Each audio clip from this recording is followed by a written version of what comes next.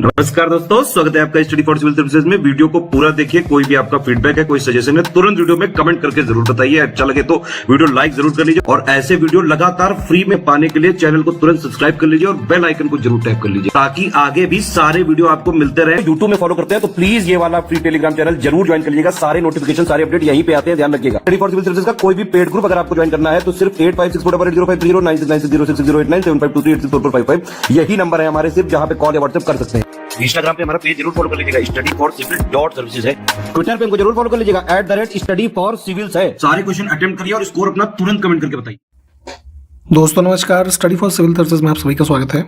UP PCS prelims examination 2024 के लिए paid quiz हम लोग लगातार देखते आ रहे हैं कई महीनों से। ठीक है, अगला वीडियो स्टार्ट करेंगे। प्रीलिम्स के लिए हमारे ग्रुप्स लेटेस्ट में स्टार्ट हुए हैं, साथ में उसके मेंस में भी अगर आप एडमिशन लेना चाहते हैं तो उसके भी ग्रुप्स हमारे चल रहे हैं। आप एडमिशन के लिए डिस्क्रिप्शन बॉक्स में जो कॉन्टैक्ट डिटेल्स हैं उस पर कॉन्टैक्ट करके एडमिशन ले सकते हैं। ठीक है, स्टार्ट करेंगे यहाँ पे। और इन क्वेश्चंस को प्लीज़ फॉलो किया करिए तथा इनके बारे में डिटेल में भी पढ़िए। काफ़ी एक्सपेक्टेड चीज़ें होती हैं और जो है आगे आने वाले दिनों में आपको एग्जाम्स में देखने को मिलेंगी। कहा गया है हाल ही में नोकिया ने, पहले एक बहुत पॉपुलर मोबाइल कंपनी थी नोकिया, ठीक है, अब तो खैर इतना पॉपुलर नहीं है लेकिन नाम आप इसका जानते होंगे। तो इन्होंने भारत की पहली 6G लैब का उद्घाटन अभी हाल ही में किस शहर में किया है?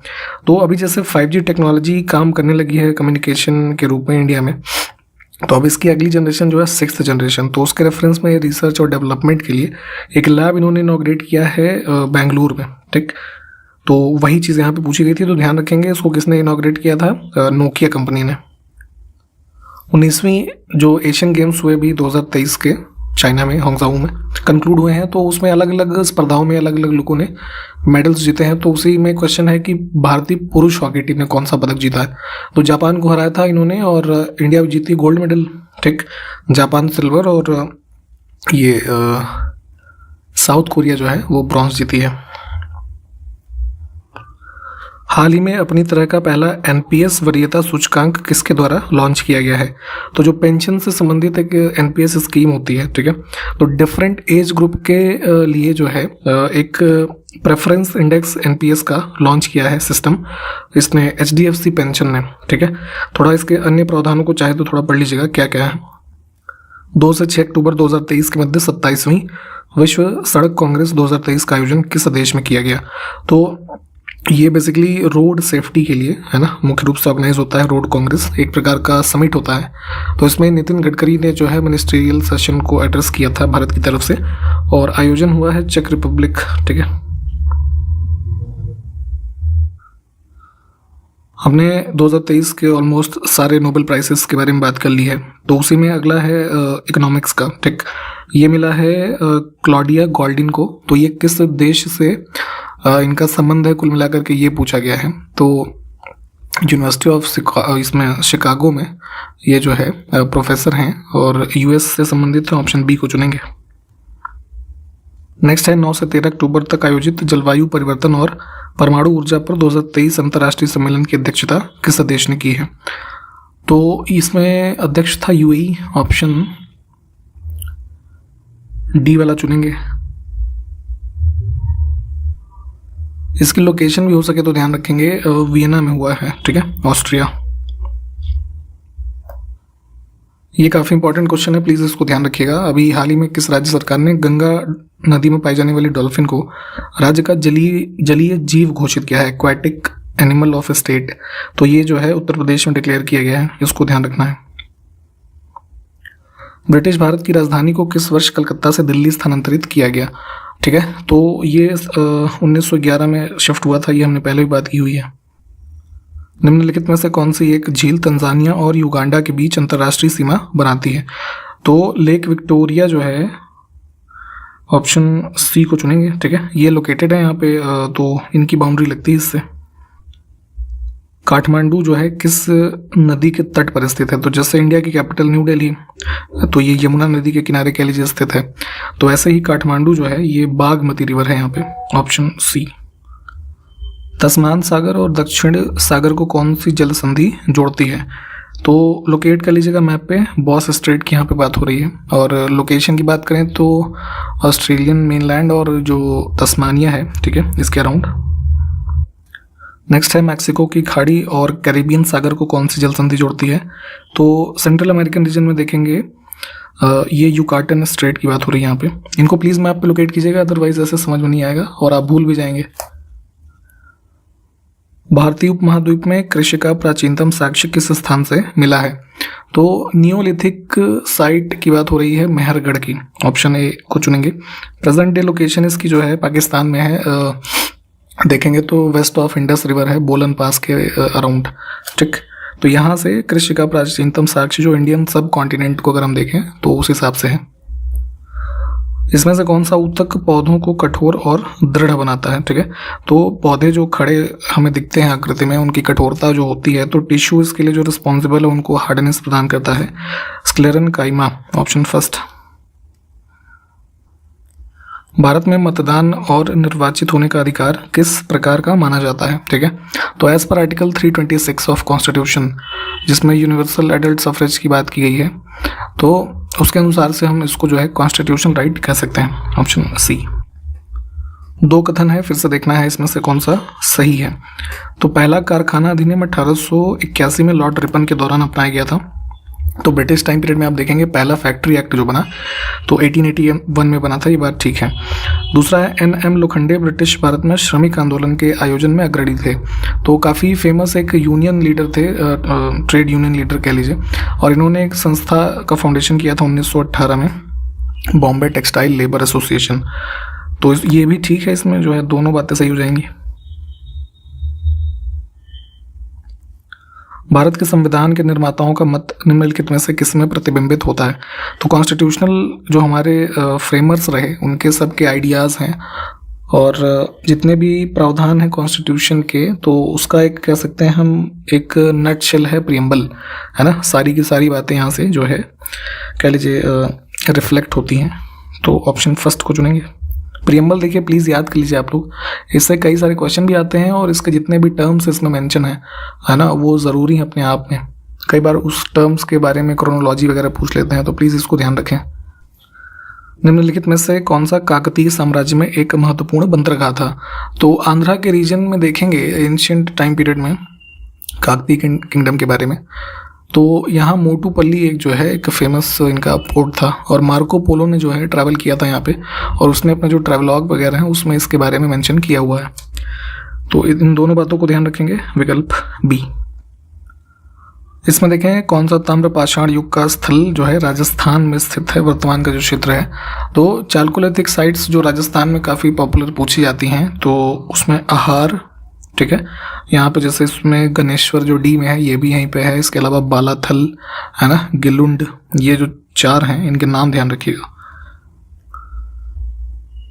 नेक्स्ट है वल्लभी में आयोजित जैन सभा की अध्यक्षता किसने की थी? तो जैसे आप बुद्धिस्ट काउंसिल्स के बारे में पढ़ते हैं चार, है ना, तो जैन धर्म से संबंधित भी ऐसी सभाएं हुई। जैसे पहली जो हुई थी वो पाटलिपुत्र में हुई थी, सेकंड के टाइम पीरियड में देखेंगे तो दो सभाएं हुई, एक मथुरा में एक वल्लभी में, ठीक है। वल्लभी कहाँ पे? गुजरात में, ठीक। तो इसी के बारे में यहाँ पे पूछा गया है।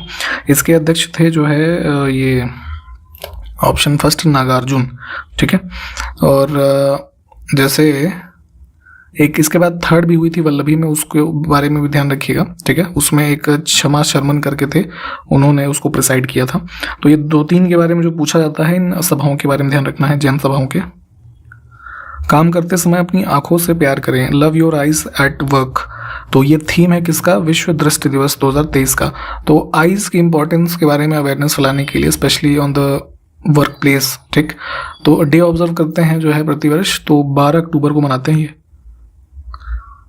राष्ट्रीय जलीय जीव गंगा डॉल्फिन के संरक्षण के बारे में जागरूकता फैलाने के लिए प्रत्येक वर्ष किस दिन राष्ट्रीय डॉल्फिन दिवस मनाया जाता है? तो अभी हमने बात की कि यूपी स्टेट ने डिक्लेयर किया है, तो एक तो इन्फॉर्मेशन हमें वो ध्यान रखनी है, और पहले से ही हमारा गैंगेटिक डॉल्फिन जो है वो नेशनल एक्वाटिक एनिमल है, इस चीज़ को भी ध्यान रखना है।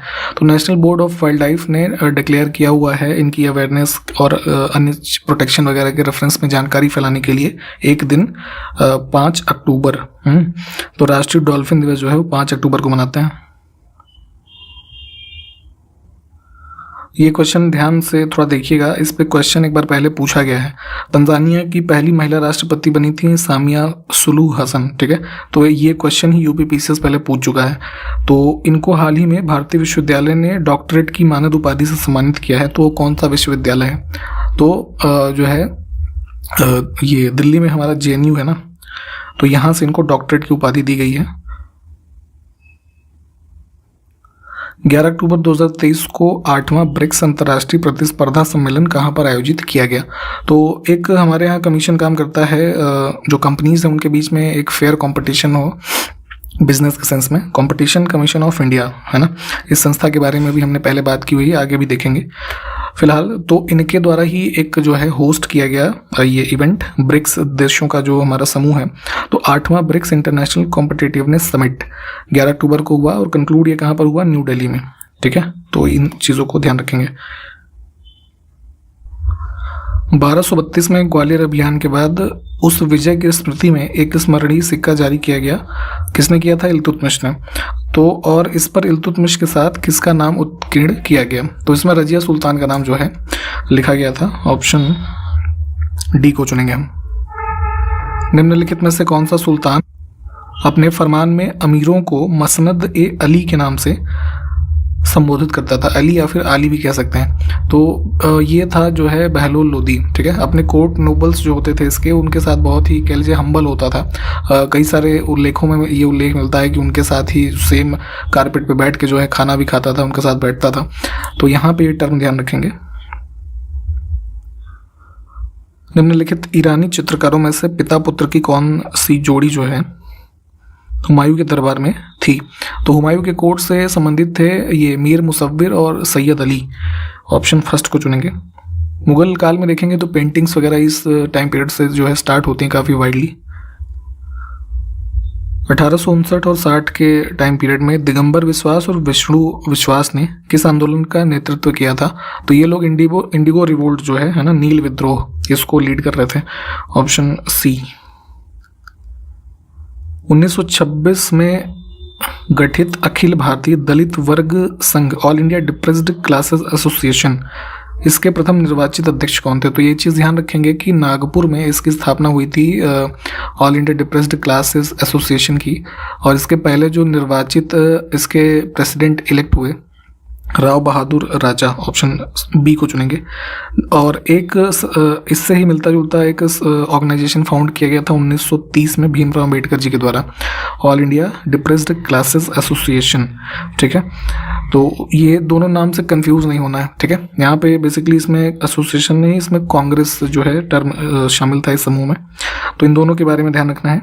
फिलहाल इसमें जो है ऑप्शन बी। टाइग्रे किन देशों के बीच विवादित क्षेत्र है? तो अफ्रीका में देखेंगे नॉर्दर्न रीजन जो है इथोपिया का, ठीक है, यहाँ का एक क्षेत्र है। और टेरिटोरियल एक डिस्प्यूट इरिट्रिया और इथोपिया के बीच है ये। Option first.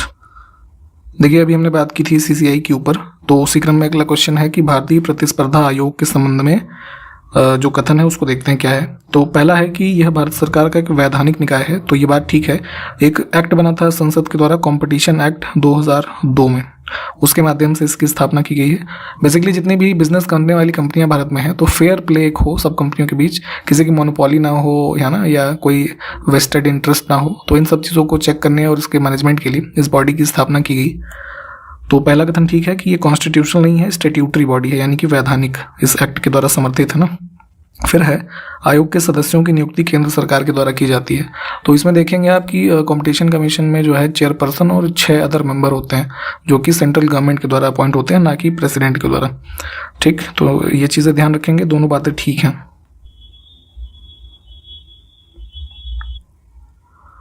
पेरू और किस देश के बीच टिटिकाका झील स्थित है? मैप पे लोकेट कर लीजिएगा इसको।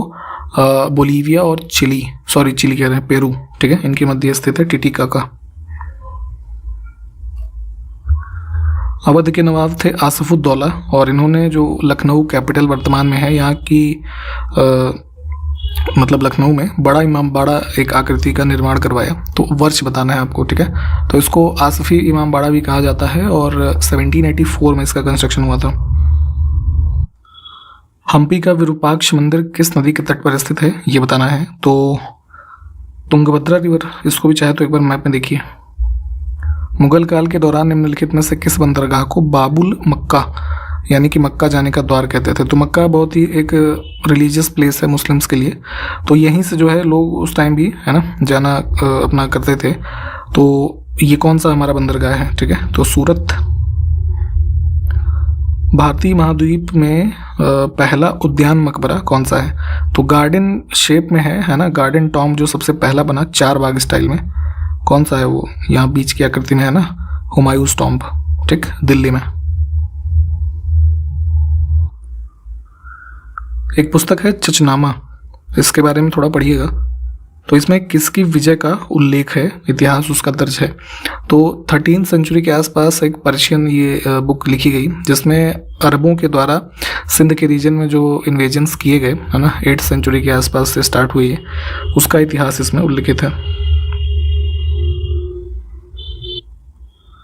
निम्नलिखित में से देखिए किस क्षेत्र का प्राचीन नाम कामरूप था? तो जो है कामरूप या फिर कामटा है ना, असम को कहते थे, ऑप्शन डी। तालीकोटा का युद्ध काफ़ी प्रसिद्ध है, 23 जनवरी 1565, ठीक। तो इस युद्ध के समय विजयनगर साम्राज्य में कौन से राजवंश का राज था? तो विजयनगर में आप जानते हैं यहाँ पे ये डायनेस्टीज जो लिखी हैं ये रूल करी, तो जो है तुलुव, ऑप्शन सी को चुनेंगे। और तालीकोटा का युद्ध जो है ये डायनेस्टी ये थी, और बाकी जो विपक्षी पार्टी थी, तो जो दक्कन रीजन के और सल्तनत के जो रूलर्स थे इनके मध्य जो है युद्ध हुआ था। शिशुपाल इनमें से किस महाजनपद का शासक था? तो 16 महाजनपद की लिस्ट इसको आपको पढ़ना है, उसी में से एक महाजनपद था चेदी है ना, इसकी कैपिटल क्या थी? ये शुक्तिमती, ठीक। तो यहाँ का जो है शासक था शिशुपाल। इसके बारे में विशेषता ये थी कि माना जाता था कि जो है जब ये पैदा हुआ था तो इसके 4 हाथ थे, ठीक है। और वर्तमान जो ये जयपुर का रीजन है, इधर के रीजन का ये जो महाजनपद था। 1962 में गठित भारतीय अंतरिक्ष अनुसंधान समिति के चेयरमैन कौन थे? तो जो है स्पेस रिसर्च के लिए Indian national committee for space research, इसका फॉर्मेशन हुआ था। शॉर्ट फॉर्म में जो है इसको, ठीक, इस प्रकार से कई बार लिखा जाता है, तो ध्यान रखेंगे। ऑप्शन सी को चुनेंगे। डॉक्टर विक्रम साराभाई इसके अध्यक्ष थे और फरवरी 1962 में गठित हुई थी। एक रिफॉर्म एसोसिएशन स्थापित हुआ था 1870 में, भारतीय सुधार संघ, इंडियन रिफॉर्म एसोसिएशन। तो फाउंडर इसके कौन थे? Keshav Chandra Sen, option first. कौन सा महाजनपद 8 राज्यों का एक संघ था? ठीक है, तो 16 महाजनपद थे कुल, उसमें से जो ये था वज्जी है ना, वर्तमान का ये बिहार के रीजन में 8 स्टेट्स का एक रिपब्लिक माना जाता था, ठीक है, वन ऑफ द ओल्डेस्ट। तो ऑप्शन सी को चुनेंगे। अक्टूबर 2023 में केंद्रीय कैबिनेट ने एक स्वायत्त निकाय मेरा युवा भारत की स्थापना को मंजूरी दी है। इसके अनुरूप किस आयु वर्ग के युवा लाभान्वित होंगे? इसमें हालांकि ऐसा कुछ खास है नहीं, मेरा युवा भारत या फिर माई भारत जो है इस प्रकार से लिखा मिलेगा। एक ऑटोनॉमस बॉडी के तरीके इसको एस्टैब्लिश करने की अनाउंसमेंट की गई है, जिसमें टारगेटेड ग्रुप है 15 से 29 साल के लोग, ठीक। तो क्या इसके फीचर्स वगैरह देख लीजिएगा, ठीक है। हाल ही में खबरों में रही कमार जनजाति किस राज्य से संबंधित है? तो कमार ट्राइब अभी चर्चा में रही थी कि इनको जो है हैबिटाट राइट दिया गया था, ठीक है। तो पहला ऐसा कोई राज्य है जो इनको ऐसा करने वाला बना है, छत्तीसगढ़ से संबंधित है, ऑप्शन सी। हाल ही में किस राज्य सरकार ने स्वतंत्र अनुसूचित जनजाति आयोग की स्थापना को मंजूरी दी है? तो जैसे केंद्र सरकार ने एक इंडिपेंडेंट शेड्यूल ट्राइब कमीशन बनाया हुआ है, वह सेम उसी आधार पे महाराष्ट्र की सरकार ने रिसेंटली अनाउंसमेंट की है कि राज्य के जो शेड्यूल ट्राइब के लोग हैं उनसे संबंधित विषयों के लिए एक ऐसा कमीशन जो है सेटअप किया जाएगा, ऑप्शन सी। उत्तर प्रदेश सरकार 14 अक्टूबर 2023 से मिशन शक्ति के किस चरण की शुरुआत करेगी? तो मिशन शक्ति को लॉन्च किया गया था स्टेट ऑफ उत्तर प्रदेश में वुमेन एम्पावरमेंट से संबंधित, है ना। तो आपको ये बताना है पहले कमेंट करके कि ये किस वर्ष में लॉन्च किया गया था। और यहाँ पे जो अभी 2023 में इसका जो फेज स्टार्ट हो रहा है ये है 4th फेज, ठीक है, ऑप्शन सी। ठीक है। तो जो चीज़ें पूछी गई हैं प्लीज़ उसको कमेंट कीजिएगा, इसके आगे से अगले वीडियो में कंटिन्यू करेंगे। ठीक है, तो तब तक के लिए नमस्कार, जय हिंद।